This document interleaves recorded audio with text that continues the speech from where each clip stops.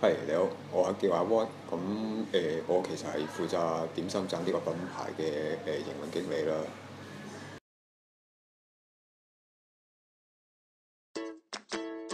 誒、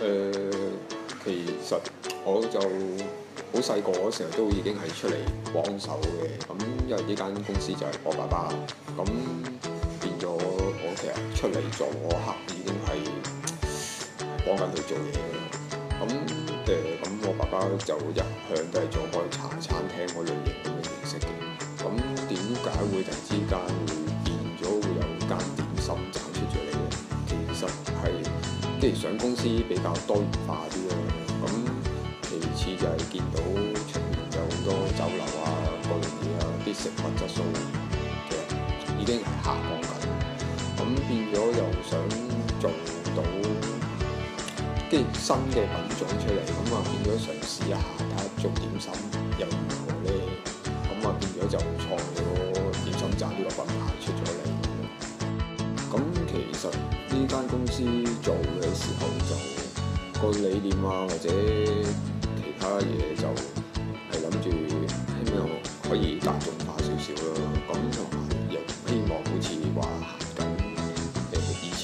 酒樓形式，喂又要加一又要食，即係我哋就希望做到就係喂朝頭早、下晝或者個嘢都好，喂都係同一個價錢，即係唔會話一時朝頭早又話好似好平十幾蚊，但又要加翻一，喂其實計翻出嚟，喂其實大家都可能差唔多嘅，但係相對嚟講就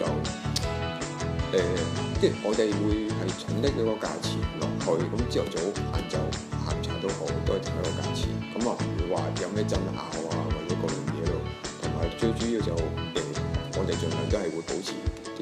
啲食物質素啊，保持新鮮啊或者各樣嘢，就唔會話好似酒樓咁樣喂一次過整咗一批咁樣，喂可能擺成3-4日咁樣都唔出奇。咁我哋通常都會係其實啲貨都係擺到2日度，其實都會已經會係清晒，跟住盡量都係新鮮咁樣做呢啲嘢。其實公司都好想繼續發展落去，因為而家好多都係俾晒啲大集團啊去做晒呢一行類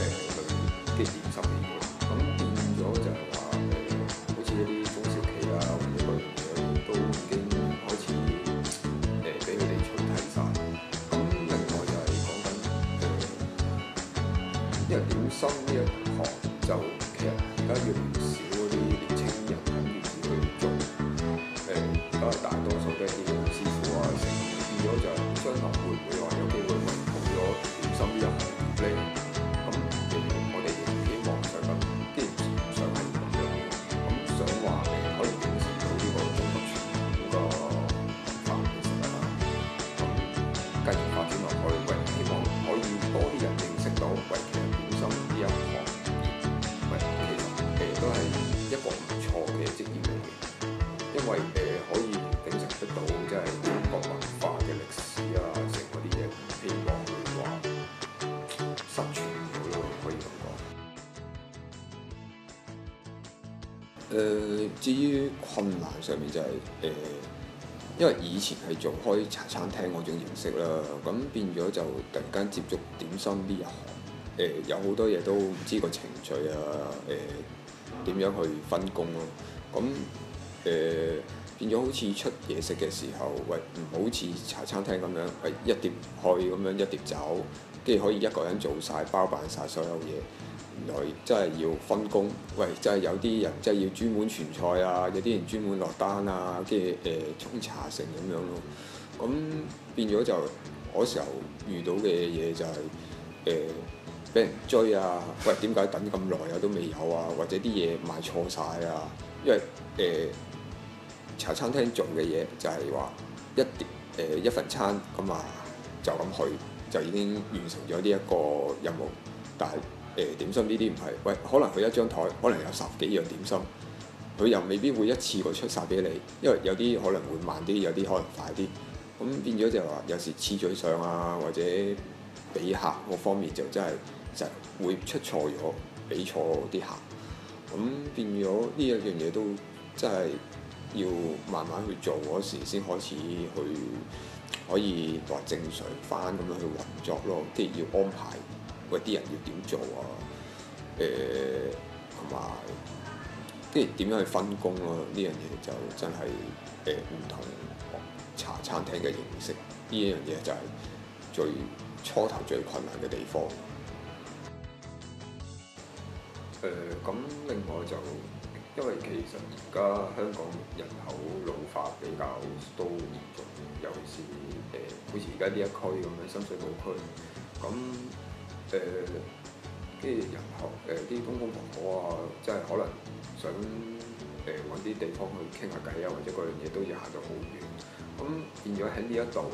亦冇酒樓，亦冇食開一間咁呢啲咁嘅點心專門店或者嗰樣嘢可以俾佢哋一個聚會地方啦。咁唔需要話成日可能食啲快餐啊，食啲飲啲奶茶咖啡啊，咁話食完就翻屋企。咁話可以同到有啲附近鄰居啊、隔離鄰舍啊，可以去大家去溝通啊，有傾有講啊。咁變咗可以，即係俾佢哋有啲精神寄託，可以喺嗰度咯，唔會話太過食完嘢翻屋企咁單調嘅生活方式咯。